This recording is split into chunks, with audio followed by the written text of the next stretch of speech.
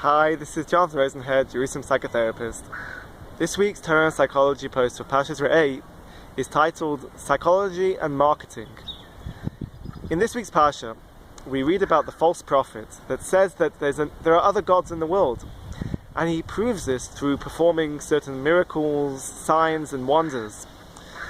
But the Torah says that we should not believe this false prophet, but rather it's a test and a challenge to the Bnei Yisrael to prove the love and the commitment between Hashem and the Jewish people. And I think that in today's world, in our society, marketing takes on this role of the false prophet, where it tries to sell certain ideas, to present temptation, and to try to convince us that certain things are true.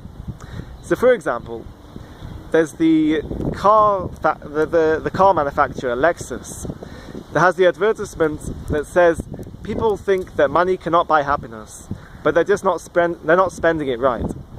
And this message says a lot.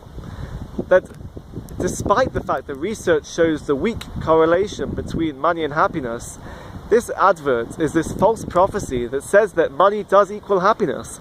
And when we look at people that have a lot of money, there's this prevailing belief that they are happier than other people. So it implores us to try to analyze and to look at this advertisement, and instead of engaging in low level cognitive processing that perhaps believes this false belief of the advertisement, we should try to engage in higher, deeper level cognitive processing that tries to determine the authenticity of these advertisements. And through this, we try to determine if it's an accurate message in the advertisement, or perhaps it's selling us an idea. Because marketing psychology tries to utilize psychological techniques to predict and to understand consumer behavior.